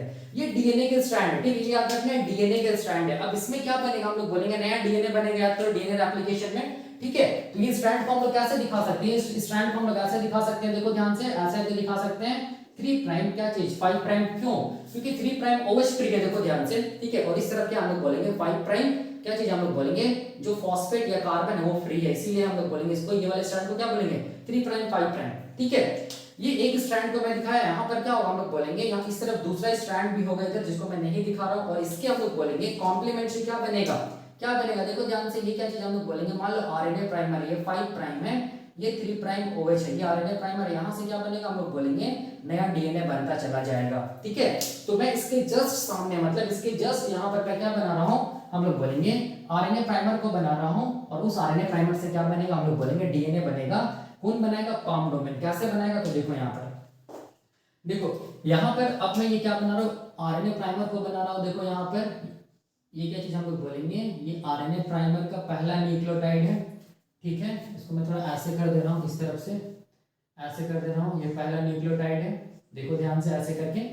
याद रखना, ये carbon number 1 prime carbon number 2 prime, carbon number 3 prime, carbon number 4 prime, और ये क्या चीज है, कार्बन नंबर 5 प्राइम। ठीक है, और इसके साथ क्या रहेगा, हम लोग बोलेंगे क्या रहेगा, यहाँ पर फॉस्फेट जुड़ा हुआ रहेगा। ठीक है, यहाँ पर देखो ये चूंकि आरएनए का चेन है ना, इसीलिए यहाँ पर हम लोग बोलेंगे आरएनए में याद रखना है, दूसरे पोजीशन पे OH रहेगा, तीसरे पोजीशन पे भी OH रहेगा। और कार्बन नंबर 1 के साथ क्या जुड़ा हुआ रहेगा, यू जुड़ा हुआ रहेगा, यूरासिल, क्योंकि यूरासिल किसके साथ पेयर करेगा, हम लोग बोलेंगे ए के साथ पेयर करता है। ठीक है, तो ये हम लोग बोलेंगे ये वाला, बस मैं एक आरएनए ऊपर में और भी आरएनए का चेन होगा, ये मैं सबसे लास्ट, अच्छा और एक हम लोग बोलेंगे आरएनए प्राइमर में, मैं यहाँ पर देखो ध्यान से, यहाँ पर मैं दूसरा हम लोग बोलेंगे, यहाँ पर न्यूक्लियोटाइड को दिखा रहा हूँ। ठीक है, ये क्या चीज है, ये हम लोग बोलेंगे carbon number 1, carbon number 2, carbon number 3, carbon number 4, और ये क्या चीज है, कार्बन नंबर 5। ठीक है, इसके बीच में यहाँ पर क्या रहेगा, फॉस्फेट रहेगा, देखो ये फॉस्फेट रहेगा। ठीक है, दूसरे पोजीशन पे OH रहेगा, तीसरे पोजीशन पे OH रहेगा, और यहाँ पर क्या है, C का क्या होगा, हम लोग बोलेंगे G होगा, ऐसे करके ट्रिपल बॉन्ड होगा। ठीक है, अब मैंने क्या बताया था कि फॉस्फोडाइस्टर बॉन्ड बनता है 3 प्राइम COP OC5 प्राइम। इसका मतलब यहाँ पर पहला जो देखो यहाँ पर न्यूक्लियोटाइड आरएनए का, उसका 3 प्राइम, फिर यहाँ पर फॉस्फेट, और दूसरा जो यहाँ पर देखो न्यूक्लियोटाइड है, या हम लोग बोलेंगे राइबोस सुगर आरएनए का, उसके 5 प्राइम कार्बन के बीच में क्या बना, फॉस्फोडाइस्टर बॉन्ड। लेकिन यहाँ पर पता नहीं चल रहा है 3 प्राइम COP OC5 प्राइम हो रहा है। ठीक है, तो मैं ये बस आरएनए का चेन को बनाया हूँ। ठीक है, अब देखो अब होता क्या है, देखो अब ये वाला जितना भी काम हो रहा है ना, ये सारा का सारा काम कहाँ हो रहा है, हम लोग बोलेंगे ये सारा का सारा काम कहाँ हो रहा है, देखो कहाँ हो रहा है, तो मैं यहाँ पर बना दे रहा हूँ, ये सारा का सारा जो काम हो रहा है वो हम लोग बोलेंगे कहाँ हो रहा है, ये क्या चीज है, ये मान लो क्या चीज है, फिंगर डोमेन है। ठीक है, ये क्या चीज है, देखो ध्यान से, ये क्या चीज है, मैं ये क्या बना रहा हूँ, ये मैं बना रहा हूँ क्या चीज, ये मैं बना रहा हूँ कैटालाइटिक साइट, या क्या बना रहा हूँ, हम लोग बोलेंगे पाम डोमेन। देखो ध्यान से, ये पाम डोमेन है, और इधर क्या होगा, इधर क्या होगा, ये मैं क्या बनाया, ये थंब बनाया हूँ, ये थंब डोमेन है। ठीक है, ये वाला क्या चीज हम लोग बोलेंगे, ये क्या चीज है, पाम डोमेन है। ठीक है, ऐसे करके देखो, ये क्या चीज है, पाम डोमेन है, यहाँ से यहाँ तक क्या क्या चीज है, पाम डोमेन है। ठीक है, तो यहाँ पर क्या होगा, हम लोग बोलेंगे क्या होगा, अब हम लोग बोलेंगे आरएनए प्राइमर से क्या बनेगा, हम लोग बोलेंगे डीएनए बनने स्टार्ट होगा ना, तो क्या क्या कैसे बनेगा, देखो कैसे बनेगा, मतलब यहाँ पर हम लोग बोलेंगे सबसे पहले क्या चीज को ये करना पड़ेगा, एंटर करना पड़ेगा, किसको हम लोग बोलेंगे, किसको एंटर करना पड़ेगा, डीएनटीपीज को। देखो यहाँ पर हम लोग बोलेंगे क्या होता है, हम लोग बोलेंगे डीएनए का सिंथेसिस करने के लिए हम लोग बोलेंगे कुछ रॉ मटेरियल्स होता है, जिसको हम लोग क्या बोलते हैं, इसको हम लोग बोलते हैं डीएनटीपीज बोलते हैं। क्या बोलते हैं, डीएनटीपीज, मतलब डीऑक्सी न्यूक्लियोसाइड ट्राइफॉस्फेट। इसके एग्जांपल क्या है, डीएटीपी, डीसीटीपी, डीजीटीपी, और हम लोग बोलेंगे क्या चीज, डीटीटीपी। यही रॉ मटेरियल क्या चीज को बनाएगा, हमेशा डीएनए को बनाएगा, याद रखना है। ठीक है, ये क्या चीज हम लोग बोलेंगे, पहला न्यूक्लियोटाइड डीएनए का, दूसरा न्यूक्लियोटाइड, ये तीसरा न्यूक्लियोटाइड, ये चौथा, ये सब न्यूक्लियोटाइड है डीएनए का, यही जुड़ता है और क्या बनाता है, हम लोग बोलेंगे डीएनए का स्ट्रक्चर बनाता है। फॉर एग्जांपल देखो, ये देखो ये क्या चीज है, ये वाला क्या चीज है, पहला न्यूक्लियोटाइड ना डीएनए का, देखो ध्यान से, इसमें क्या है, ए जुड़ा हुआ, मतलब इसको हम लोग क्या बोलेंगे, इसको हम लोग बोलेंगे डीएटीपी। ये देखो ये दूसरा न्यूक्लियोटाइड है ना डीएनए का, ठीक है, इसके साथ क्या जुड़ा हुआ है, सी जुड़ा हुआ है, तो इसको हम लोग क्या बोलेंगे, डीसीटीपी। डी मतलब डीऑक्सी, डीऑक्सी मतलब दूसरे पोजीशन पे क्या चीज डिलीट है, हम लोग बोलेंगे ऑक्सीजन डिलीट है। ठीक है, उसी तरह देखो ये वाला क्या होगा, हम लोग बोलेंगे डीटीटीपी, ये वाला होगा। तो इसका मतलब ये सारा का सारा जो रॉ मटेरियल है डीएनटीपी जिसको बोलते हैं, वो क्या चीज में हेल्प करता है, हम लोग बोलेंगे डीएनए के सिंथेसिस में हेल्प करता है। इसका मतलब एक हम लोग बोलेंगे न्यूक्लियोटाइड दूसरे न्यूक्लियोटाइड से, एक न्यूक्लियोटाइड दूसरे न्यूक्लियोटाइड से फॉस्फोडाइस्टर बॉन्ड्स के थ्रू जुड़ता है। ठीक है, तो यहाँ पर आरएनए प्राइमर से क्या बनाना, हम लोग बोलेंगे नया डीएनए बनाना है। तो यहाँ पर क्या चीज को इंटर करना पड़ेगा, देखो ध्यान से, क्या चीज को सबसे पहले इंटर करना पड़ेगा, हम लोग बोलेंगे डीएनटीपीज को इंटर करना पड़ेगा ना। तो यहाँ पर क्या चीज है, देखो डीएनए क्या है, हम लोग बोलेंगे क्या चीज है, डीटीटीपी है, मतलब यहाँ पर जो न्यूक्लियोटाइड है वो व्हिच कंटेन क्या चीज, हम लोग बोलेंगे थाइमिन। तो थाइमिन का कॉम्प्लीमेंट्री क्या होगा, एडेनिन होगा। तो इसका मतलब यहाँ पर कौन सा डीएनटीपी इंटर करेगा, देखो ध्यान से, कौन सा डीएनटीपी इंटर करेगा, कौन सा डीएनटीपी इंटर करेगा। तो देखो यहाँ पर मैं दिखा रहा हूँ कौन सा डीएनटीपी इंटर करेगा, कौन सा डीएनटीपी इंटर करेगा, तो हम लोग बोलेंगे क्या चीज, डीएटीपी इंटर करेगा। ठीक है, देखो ये क्या चीज इंटर किया, हम लोग बोलेंगे डीएटीपी इंटर करेगा, तभी तो हाँ डीएटीपी इंटर करेगा। ठीक है, तभी हम लोग बोलेंगे थाइमिन किसके कॉम्प्लीमेंट्री होगा, एडेनिन के कॉम्प्लीमेंट्री होगा। तो अगर इसका स्ट्रक्चर को देखेंगे, देखो ध्यान से, अगर इसका स्ट्रक्चर को देखेंगे तो क्या होगा, देखो ये क्या चीज हम लोग बोलेंगे, ये क्या चीज है, हम लोग बोलेंगे एक न्यूक्लियोटाइड है जिसमें क्या होगा, carbon number 1, carbon number 2, carbon number 3, ये कार्बन नंबर 4, और ये क्या चीज है, कार्बन नंबर 5 है, ठीक है। कार्बन नंबर 5, कार्बन नंबर 1 के पास क्या चीज हम लोग बोलेंगे, एडेनिन है, तभी इसको हम लोग क्या बोलेंगे, कार्बन नंबर 2 के पास केवल H है, कार्बन नंबर 3 के पास OH है, तभी इसको हम लोग क्या बोलेंगे, डीऑक्सी, क्योंकि दूसरे पोजीशन से क्या है, ऑक्सीजन डिलीट है, इसीलिए डीऑक्सी क्या चीज, एडिनोसिन ट्राइफॉस्फेट। तो कार्बन नंबर जो 5 है ना, उसके साथ क्या होगा, हम लोग बोलेंगे क्या होगा, 3 फॉस्फेट जुड़ा हुआ रहेगा, देखो ध्यान से, ये पहला फॉस्फेट है, ठीक है, ये क्या चीज हम लोग बोलेंगे, ये दूसरा फॉस्फेट है, इसको मैं थोड़ा ऊपर लिख दे रहा हूँ, DATP, ये क्या चीज है, दूसरा फॉस्फेट है, ठीक है, ये क्या चीज हम लोग बोलेंगे, ये क्या चीज हम लोग बोलेंगे, तीसरा फॉस्फेट है, देखो, ठीक है, 3 फॉस्फेट जुड़ा हुआ है, तब इसको हम लोग क्या बोलेंगे, DATP बोलेंगे। तो ये सारा स्ट्रक्चर क्या है, DATP है, ठीक है। तो ये इंटर किया कहाँ, हम लोग बोलेंगे एक्टिव साइट या कैटालाइटिक साइट में, ठीक है। अब देखो, अब यहाँ पर हम लोग क्या जानते हैं कि जो एक्टिव साइट या कैटालाइटिक साइट है ना, इसमें हम लोग बोलेंगे क्या चीज प्रेजेंट है, क्या प्रेजेंट है, हम लोग बोलेंगे 2 मेटल आयन प्रेजेंट है, यहाँ पर क्या प्रेजेंट है, 2 मेटल आयन प्रेजेंट है, ठीक है। ये मान लो कि पहला पहला क्या चीज हम लोग बोलेंगे, ये पहला क्या चीज हम लोग बोलेंगे, मेटल आयन है Mg2+, ठीक है। और यहाँ पर ये क्या चीज हम लोग बोलेंगे, और एक मेटल आयन प्रेजेंट होगा जिसको मैं यहाँ दिखा रहा हूँ, ये क्या चीज है, दूसरा मेटल आयन जिसको क्या बोलते हैं, Zn2+, ठीक है। तो ये केवल 2 ही नहीं होगा, इसका नंबर और भी ज्यादा होगा, मतलब बहुत सारा Zn2+ प्रेजेंट होगा, बहुत सारा क्या प्रेजेंट होगा, Mg2+ प्रेजेंट होगा, ठीक है, जिसको मैं यहाँ पर दिखा रहा हूँ। और भी तो क्या होगा, Zn2+ प्रेजेंट होगा ना, यहाँ पर भी क्या होगा, हम लोग बोलेंगे Zn2+ प्रेजेंट होगा, और भी क्या होगा, हम लोग बोलेंगे Mg2+ प्रेजेंट होगा, क्योंकि यही 2 कैटायन ही प्रेजेंट होता है, कहाँ हम लोग बोलेंगे, कैटालाइटिक सेंटर में। तो सबसे पहले देखो यहाँ पर ये जो पाम डोमेन है ना, इसको हम लोग क्या बोल रहे हैं, कैटालाइटिक सेंटर, इसको हम लोग क्या बोल रहे हैं, पाम डोमेन बोल रहे हैं, क्या बोल रहे हैं, पाम डोमेन। और ये क्या चीज है, कैटालाइटिक सेंटर है, ये क्या चीज हम लोग बोलेंगे, कैटालाइटिक सेंटर है, जहां पर क्या हो रहा है, हम लोग बोलेंगे डीएनए से डीएनए बन रहा है, मतलब फॉस्फोडाइस्टर बॉन्ड, मतलब केमिकल रिएक्शन हो रहा है। तो यहाँ पर देखो, मैंने क्या बताया था, यहाँ पर 2 एमिनो एसिड होगा, एक एमिनो एसिड को क्या मैंने बोला था, एस्पार्टिक एसिड, मतलब 2 एस्पार्टिक एसिड होगा, सॉरी 2 एमिनो एसिड नहीं, 2 एस्पार्टिक एसिड एमिनो एसिड होगा, ASP लिखते हैं। और ये एस्पार्टिक एसिड कैसा चार्ज होता है, हम लोग बोलेंगे नेगेटिवली चार्ज होता है, ठीक है। तो ये जो नेगेटिवली चार्ज जो एस्पार्टिक एसिड है ना, वो क्या करता है, देखो ध्यान से, वो क्या करता है, ये जो मेटल आयन में जो चार्जेस है ना, उसको क्या करता है, हम लोग बोलेंगे, उसको क्या करता है, देखो ध्यान से, उसको क्या करता है, हम लोग बोलेंगे क्या करता है, इसको स्टेबलाइज करता है, ठीक है। ये क्या कर रहा है, हम लोग बोलेंगे नेगेटिव चार्ज, ये क्या कर रहा है, पॉजिटिव चार्ज को क्या कर रहा है, स्टेबलाइज कर रहा है, ताकि ये हम लोग बोलेंगे कैटालाइटिक सेंटर का जो पर्टिकुलर एनवायरनमेंट होता है क्या चीज को बनाने के लिए, डीएनए को बनाने के लिए, वो हम लोग बोलेंगे मेंटेन हो सके, और ये डीएनए पॉलीमरेज अपना काम को कर सके, ठीक है। तो वही देखो यहाँ पर कोरिलेट हो रहा है सारा का सारा कुछ, एस्पार्टिक एसिड क्या किया, 2 मेटल आयन को क्या किया, हम लोग बोलेंगे स्टेबलाइज किया, ठीक है। तो यहाँ पर ये स्टेबलाइजेशन इसका काम है, negatively charged aspartic acid amino acids का। अब देखो, अब क्या होता है, अब होता ही है कि हम लोग बोलेंगे ये जो Mg2+, इसको मैं यहाँ पर दिखा रहा हूँ, देखो ये Mg2+ को मैं यहाँ पर दिखा रहा हूँ, ठीक है।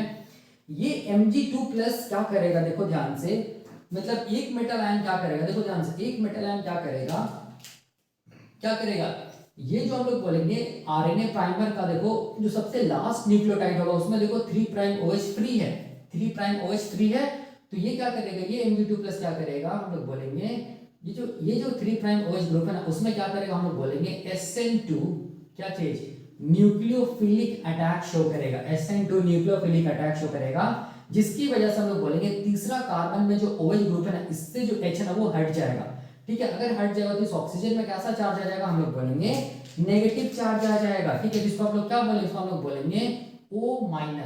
तो अब इसको हम लोग क्या बोलेंगे, अब इसको हम लोग बोलेंगे क्या चीज, 3O- ऑक्सी एन आयन बोलेंगे, ठीक है। तो ये किसकी वजह से हुआ, हम लोग बोलेंगे ये हुआ किसकी वजह से, Mg2+ जो मेटल आयन है उसकी वजह से न्यूक्लियोफिलिक अटैक शो किया, किसमें, कार्बन नंबर 3 ऑफ हम लोग बोलेंगे न्यूक्लियोटाइड, जो आरएनए प्राइमर का सबसे लास्ट न्यूक्लियोटाइड है, उसका जो 3' OH ग्रुप है, उसमें ये Mg2+ क्या किया, न्यूक्लियोफिलिक अटैक शो किया, SN2 न्यूक्लियोफिलिक अटैक बोलते हैं, जिसकी वजह से हम लोग बोलेंगे हाइड्रोजन और ऑक्सीजन के बीच में हाइड्रोजन का एफिनिटी जो था ऑक्सीजन के प्रति बाइंड करने का, वो रिड्यूस हो गया, हाइड्रोजन हट गया, तो ऑक्सीजन में हम लोग बोलेंगे O- मतलब 3' O- ऑक्सी एनायन का फॉर्मेशन होगी, ये अनस्टेबल है, ठीक है। तो अब क्या होगा, देखो ध्यान से, अब क्या होगा, देखो, तो ये अनस्टेबल है, यहाँ पर DATP भी या DNTP भी आ चुका है, ठीक है। तो अब देखो ये जो DATP है, ठीक है, ये जो DATP है, ये DATP में में पहला फॉस्फेट को अल्फा फॉस्फेट बोलते हैं, दूसरा को बीटा, तीसरा को क्या गामा फॉस्फेट बोलते हैं। ठीक है, देखिएगा समझिएगा, हमको क्या करना है, फॉस्फोडाइस्टर बॉन्ड बनाना है। ठीक है, किसमें हम लोग बोलेंगे न्यूक्लियोटाइड न्यूक्लियोटाइड के बीच में, ये आरएनए प्राइमर का लास्ट न्यूक्लियोटाइड, ये डीएनए का क्या चीज हम लोग बोलेंगे, पहला क्या चीज न्यूक्लियोटाइड है। ठीक है, तो इसके बीच में क्या बनेगा, फॉस्फोडाइस्टर बॉन्ड बनेगा। कैसे, तो अभी मैंने बताया क्या चीज का फॉर्मेशन हुआ, 3 प्राइम ऑक्सी एनायन का फॉर्मेशन हुआ। अब ये जो 3 प्राइम ऑक्सी एनायन है ये क्या करेगा, देखो ध्यान से, ये क्या करेगा हम लोग बोलेंगे, ये अटैक करेगा क्या चीज को हम लोग बोलेंगे, ये अटैक करेगा किसको हम लोग बोलेंगे, किसको अटैक करेगा, ये जो अल्फा फॉस्फेट है उसको अटैक करेगा। कौन हम लोग बोलेंगे, 3 प्राइम ऑक्सी एनायन, जिसकी वजह से क्या होगा, देखो जिसकी वजह से हम लोग बोलेंगे ये जो ऑक्सी अल्फा फॉस्फेट और ये जो ऑक्सीजन है उसके बीच वाला बॉन्ड क्या होगा, हम लोग बोलेंगे टूट जाएगा ऐसे करके। ठीक है, ऐसे टूट जाएगा, और बीटा और गामा फॉस्फेट क्या हो जाएगा, रिलीज हो जाएगा। क्या हो जाएगा, बीटा और जो गामा फॉस्फेट है वो क्या हो जाएगा, हम लोग बोलेंगे रिलीज हो जाएगा। ठीक है, देखो यहाँ पर ये क्या चीज हम लोग बोलेंगे, बीटा एंड गामा फॉस्फेट, देखो यहाँ पर मैं दिखा रहा हूँ, ये अलग हो गया। ठीक है, देखो इसको मैं यहाँ पर दिखा दे रहा हूँ, बीटा एंड गामा फॉस्फेट को यहाँ पर देखो। ठीक है, यहाँ पर O माइनस, ये भी क्या O माइनस, ये भी क्या चीज O माइनस, ये बीटा, ये गामा, इसको हम लोग क्या बोलते हैं, हम लोग बोलेंगे इसको पायरोफॉस्फेट बोलते हैं। क्या बोलते हैं इसको हम लोग, पायरोफॉस्फेट बोलते हैं, जिसको हम लोग क्या बोलेंगे, बीटा एंड गामा फॉस्फेट। इसको मैं ऐसे दिखा दे रहा हूँ। ठीक है, beta phosphate and gamma phosphate को हम लोग पायरोफॉस्फेट भी बोलते हैं। ये एनर्जी देने का काम करता है, किसको हम लोग बोलेंगे, डीएनए पॉलीमरेज एंजाइम को। कब हम लोग बोलेंगे, जब डीएनए पॉलीमरेज एंजाइम ये केमिकल रिएक्शन को कर रहा होता है तब। तो देखो ये बॉन्ड टूट जाएगा ना, ये वाला बॉन्ड टूटेगा फॉस्फेट और ऑक्सीजन के बीच में, तो ये अलग हो गया। इसको मैं ऐसे दिखाया, देखो ये अलग हो गया। ठीक है, और ये देखो इसको मैं ऐसे दिखाया यहाँ पर, ये क्या चीज हम लोग बोलेंगे, पायरोफॉस्फेट है। ठीक है, तो यहाँ पर देखो ये वाला फॉस्फेट का हम लोग बोलेंगे वैलेंसी क्या हुआ, देखो यहाँ पर फॉस्फेट का जो आधा जो वैलेंसी है, जब हम लोग बोल सकते हैं, जो यहाँ पर फॉस्फेट और ऑक्सीजन का बीच का क्या हुआ, हम लोग बोलेंगे जो बॉन्ड है वो टूटा था, फॉस्फेट का जो आधा वैलेंसी वो फ्री हुआ। ठीक है, और ये जो हाफ वैलेंसी है ना, यही वैलेंसी हम लोग बोलेंगे जो O माइनस है ना उसके साथ क्या बना देगा, देखो बॉन्ड बना देगा। ठीक है, जिसको मैं ऐसे दिखा रहा हूँ, यहाँ पर ऐसे करके दिखा रहा हूँ, ऐसे करके दिखा रहा हूँ, तो ये नेगेटिव चार्ज हट जाएगा देखो, और ये फॉस्फेट और ऑक्सीजन के बीच में क्या बन जाएगा, हम लोग बोलेंगे क्या बन जाएगा, ऐसे करके बॉन्ड बन जाएगा। ठीक है, जिसको फॉस्फोडाइस्टर बॉन्ड बनेगा। तो ये जो फॉस्फेट के बीच में जो डबल बॉन्ड ऑक्सीजन है, इसको मैं मतलब ऐसे करके लिख रहा हूँ, अरेंज करके इस तरफ लिख दे रहा हूँ। ठीक है, तो अब देखो, अब क्या इसी को हम लोग क्या बोलेंगे, फॉस्फोडाइस्टर बॉन्ड ना। देखो ध्यान से, कैसे मैंने क्या बताया था, phosphodiester bond 3 prime COPOC 5 prime, इसको हम लोग बोलते हैं फॉस्फोडाइस्टर। तो देखो कैसे हो रहा है, 3 प्राइम यहाँ पर क्या है, कार्बन है, 3 prime C, 3 prime C O O, फिर क्या लीजिए P P, फिर क्या है O O, और फिर क्या है C, क्या है 5 प्राइम। इसका मतलब ये क्या चीज हम लोग बोलेंगे, ये क्या चीज है, फॉस्फोडाइस्टर बॉन्ड है। ये क्या चीज हम लोग बोलेंगे, ये जो है ये क्या चीज है, फॉस्फोडाइस्टर बॉन्ड का फॉर्मेशन हुआ है। ठीक है, किसके किसके बीच में, देखो ये वाला एक ये फॉस्फोडाइस्टर बॉन्ड लगा, और ये P और O के बीच में जो फॉस्फोडाइस्टर है सी, हाँ बिल्कुल, P और O के बीच में एक एस्टर बॉन्ड होगा, और P और O के बीच में दूसरा एस्टर बॉन्ड होगा, दोनों को मिलाकर हम लोग फॉस्फोडाइस्टर बॉन्ड बोलेंगे। ठीक है, जिसको हम लोग क्या बोलेंगे, 3 prime COPOC 5 prime phosphodiester bond. ठीक है, तो ऐसे करके देखो ध्यान से क्या हुआ, हम लोग बोलेंगे फॉस्फोडाइस्टर बॉन्ड्स का फॉर्मेशन हुआ कहां पर, कैटालाइटिक सेंटर में। तो अब ये जो पायरोफॉस्फेट है इसका क्या होगा, तो ये पायरोफॉस्फेट का सबसे पहले ये जो चार्ज है ना उसको स्टेबलाइज किया जाएगा। तो वो चार्ज को कौन स्टेबलाइज करेगा, देखो ध्यान से, कौन स्टेबलाइज करेगा, हम लोग बोलेंगे कि जो Zn2+ है वो क्या करेगा, इसके चार्ज को क्या करेगा, हम लोग बोलेंगे स्टेबलाइज करेगा। किसके चार्ज को हम लोग बोलेंगे, पायरोफॉस्फेट का जो चार्ज है उसको स्टेबलाइज करेगा। कौन हम लोग बोलेंगे, Zn2+। तो देखो ये क्या कर रहा है, हम लोग बोलेंगे पायरोफॉस्फेट का चार्ज को क्या कर रहा है, हम लोग बोलेंगे स्टेबलाइज कर रहा है। ठीक है, क्यों, क्योंकि हम लोग बोलेंगे स्टेबलाइजेशन इसीलिए इंपॉर्टेंट है ताकि ये एंजाइम क्या कर सके, अपना फंक्शन को अच्छे से कर सके। ठीक है, तो ऐसे करके देखो ध्यान से, ये जो पाम डोमेन है वो अपना फंक्शन को करता है। अब ध्यान से देखो, अब यहाँ पर क्या हम लोग बोलेंगे, क्या चीज है, ये क्या चीज हम लोग बोलेंगे, DNTP है ना, मतलब ये हम लोग बोलेंगे क्या, न्यूक्लियोटाइड है डीएनए का। यहाँ पर और भी तो मतलब क्या होगा, हम लोग बोलेंगे डीएनए का जो पेरेंटल स्ट्रैंड होगा और भी तो क्या होगा, और नीचे भी होगा, और न्यूक्लियोटाइड भी इसके साथ जुड़ा हुआ होगा। मान लो यहाँ पर जो न्यूक्लियोटाइड है वो मान लो क्या चीज है, ये वाला न्यूक्लियोटाइड है, मान लो ऐसे करके। ठीक है, यहाँ पर क्या हम लोग बोलेंगे, ये carbon number 1, carbon number 2, carbon number 3, carbon number 4, और ये क्या चीज हम लोग बोलेंगे, कार्बन नंबर 5। ठीक है। तो कार्बन नंबर 3 और 5 के बीच में फॉस्फोडाइस्टर बॉन्ड बनेगा, ये फॉस्फोडाइस्टर बॉन्ड है। ये मान लो कार्बन नंबर 1 के पास क्या चीज है, कार्बन नंबर 1 के पास मान लो क्या चीज है, सी है मान लो।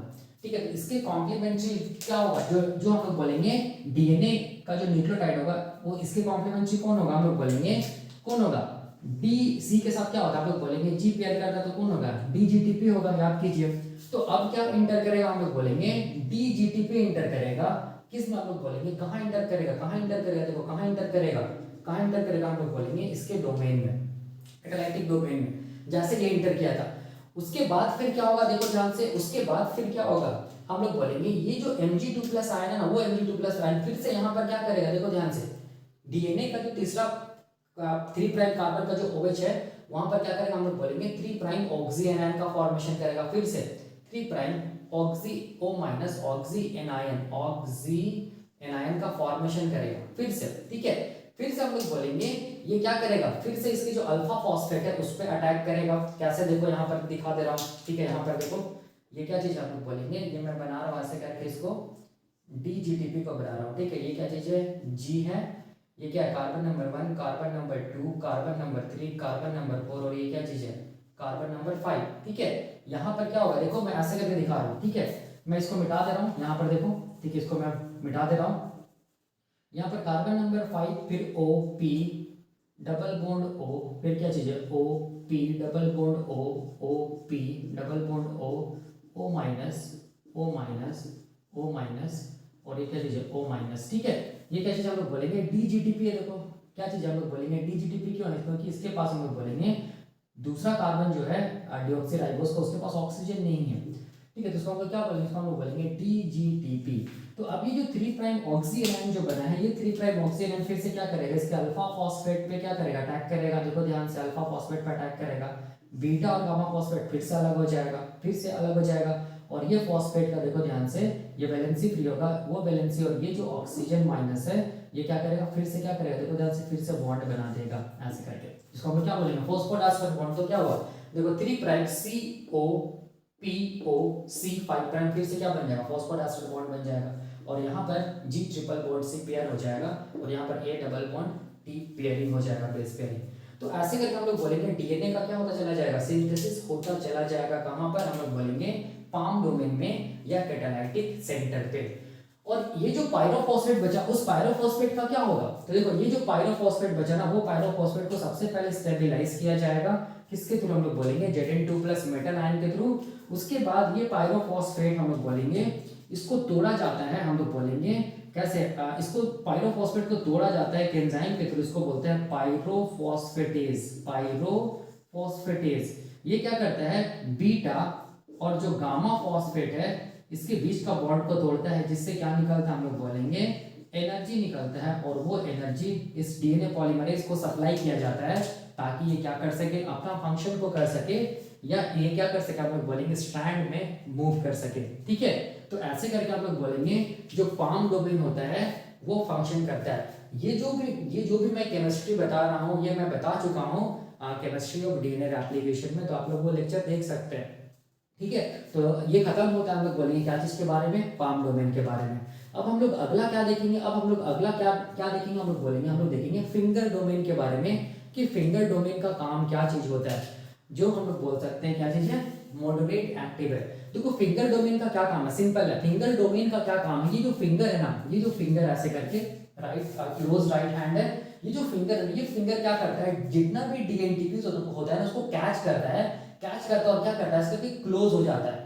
ठीक है, क्लोज हो जाता है, तो ये जो डीएनटीपी है वो कहां तक पहुंचता है, हम लोग बोलेंगे ये जो 3 प्राइम OH जो ग्रुप फ्री है ना, वहां तक ये डीएनटीपीज पहुंचता है, जिसकी वजह से हम लोग बोलेंगे क्या चीज होता है, ये पाम डोमेन कैटालाइटिक सेंटर क्या कर पाता है, हम लोग बोलेंगे फॉस्फोडाइस्टर बॉन्ड्स बना पाता है। ठीक है, तो ये कैसे करके हम लोग बोलेंगे ये क्या करता है, देखो ये जो पाम डोमेन है वो कैसे करके हम लोग बोलेंगे क्लोज होता है, कितना डिग्री एंगल में रोटेट होता है, ये सब सारा का सारा स्टडी करेंगे, किस में, हम लोग बोलेंगे फिंगर डोमेन में। सॉरी, ये जो फिंगर डोमेन है ये कैसे करके क्लोज होता है, फिंगर डोमेन है ना, ये पाम डोमेन नहीं है, कैसे क्लोज होता है, कितना डिग्री एंगल में ये क्लोज होता है, जिसकी वजह से ये जितना भी डीएनटीपीज है ना, जितना भी डीएनटीपीज है, ये डीएनटीपीज कहां पहुंचे, हम लोग बोलेंगे कहां पहुंचे, 3 प्राइम OH जो फ्री है न्यूक्लियोटाइड का, वहां तक पहुंचे, और क्या बन सके, तो हम लोग बोलेंगे क्या बन सके, फॉस्फोडाइस्टर बॉन्ड्स बन सके। तो ये फिंगर डोमेन में ऐसा क्या है, इसके अंदर कैसा एमिनो एसिड्स का अरेंजमेंट होता है, ये सब सारा का सारा अभी हम लोग देखेंगे, ठीक है। और एक चीज देखो, याद रखो क्या चीज इंपॉर्टेंट है, ये मैंने बताया डीएनटीपीज मतलब डीऑक्सी क्या चीज, न्यूक्लियोसाइड ट्राइफॉस्फेट इसको बोलते हैं।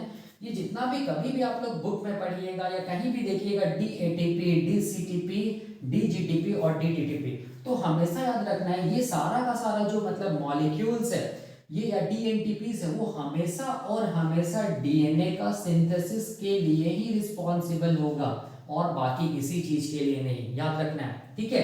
तो आप लोग बुक में ऐसा भी देखते होंगे कि क्या चीज हम लोग बोलेंगे, सिंपल एटीपी लिखता है, सिंपल क्या लिखता है, जीटीपी लिखता है, सिंपल क्या लिखता है, सीटीपी लिखता है, सिंपल क्या लिखता है, टीटीपी, ऐसा भी आप लोग देखे होंगे, ठीक है।